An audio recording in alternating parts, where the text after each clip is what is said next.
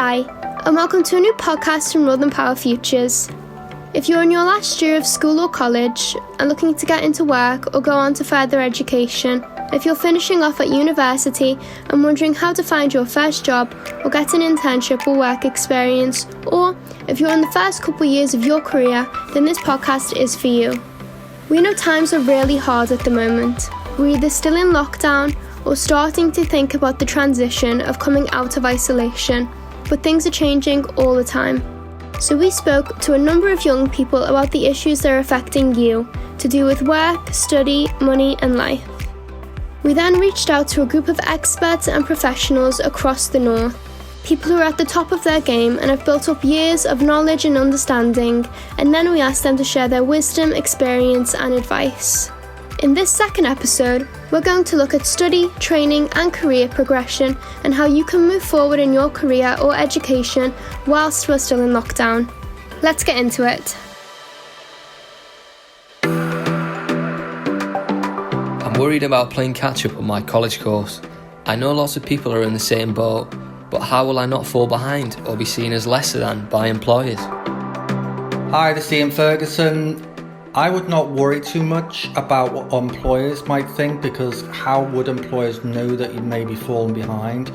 My focus would be on making best use of all available resources, whether it's your fellow students, it's lecturers, it's your online library, etc., that will allow you to try and do as much as you possibly can to keep up with the course, assuming your course is one that allows you to do a significant amount of work remotely.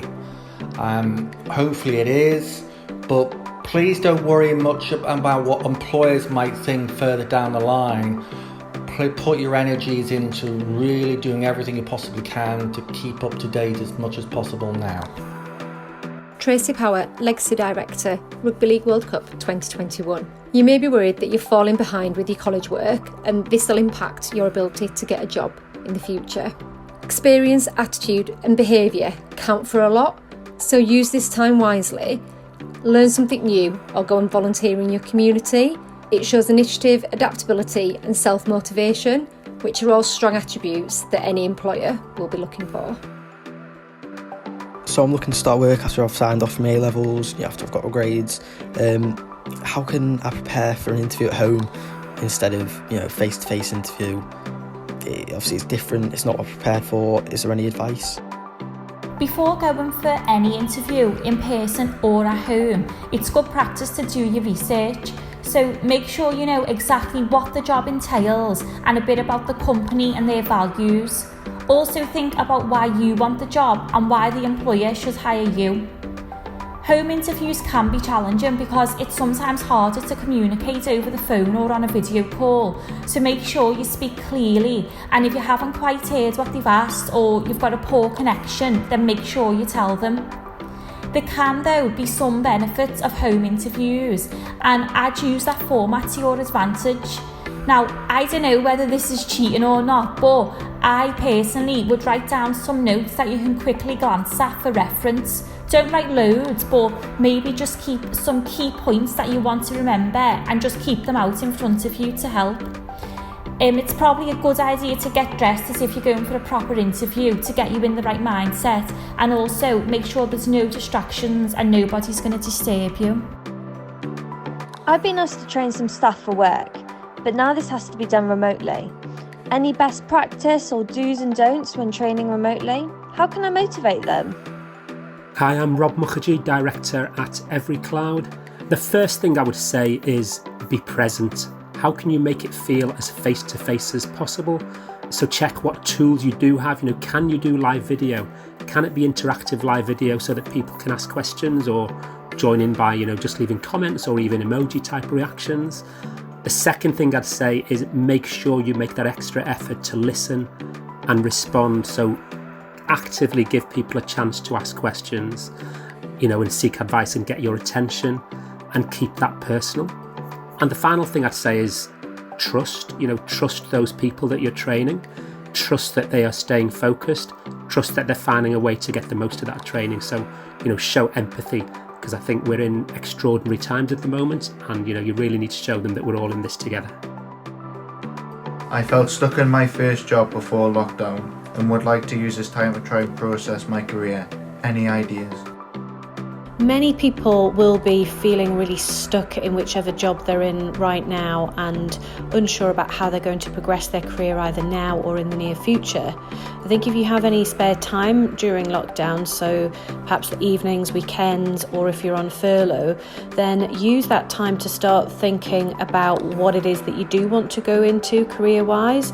So have you got anywhere where you can start searching to find out about different career opportunities in the field that you're interested in? What kind of skills do you need for particular roles? Can you spend some time updating your CV and your LinkedIn profile so that it's ready for you to job search once things pick up a little bit? Are there any new skills that you need to develop? So could you do some online courses or some reading in the areas that you're interested in? There's so much that you can do during this time to prepare yourself so that once you're in a position to, you can start applying for the jobs that you really want to progress your career. People talk about mentors being really important in your early career as they can help you get work experience. How can I connect with someone whilst we're in lockdown? John Dutton, Chief Executive of the Rugby World Cup. Mentorship, mentoring, mentors have been a really important part of my career, and I look back very fondly on some of the mentors that have helped me to get to where I am. The world now, I think, is more open, and people are more open to providing help and support, and I think the current circumstances have actually added to that and have been an enabler. How can we connect with people whilst in lockdown? I think we have many wonderful tools. I would certainly start with LinkedIn. I think LinkedIn is a quite brilliant professional tool to meet people, to engage with people, and I know people have reached out to me, and I'm very happy to give some of my time around my other commitments. I think also thinking of people, it might be family, it might be friends, it might be that extended network that you admire, and how can they maybe give you some advice and provide a mentor opportunity. It might be your peers. There are many very talented people amongst our team who will make great mentors, and what I have seen from a mentor program is there are many great formal programs out there, but there is all sorts of informal mentoring that happens sometimes without people actually realising that is hugely positive, hugely beneficial, and I'd very much urge you to be a part of that. Hi, this is Sarah Maskell. Mentoring is really useful and is indeed key to lifelong career success, not just those in early careers. I think the lockdown may change the dial a little on mentoring and what it might be able to offer. If you already have a network you feel able to reach out to, this would be a great time to write out maybe a note to them through email or LinkedIn, outlining your current role, maybe your background, and definitely your interests and aspirations for the future. Be clear to understand what you want from someone or the group before you go out, and maybe ask for their own experiences of how they got to their current role and if they can relate to the opportunities that you seek. Lockdown may have offered up some time normally spent commuting, but I'm fairly sure for most people it's been filled with other roles and responsibilities. Asking for a call might be helpful if there was someone that came back with specific advice, but I would suggest your first stop would be engagement. Thanks so much to everyone who sent us a question and to all the people who took time to give us their advice too. If you have an issue you'd like some help with, a question about education, work, money or practical skills, or if you'd like to sponsor a series, please get in touch.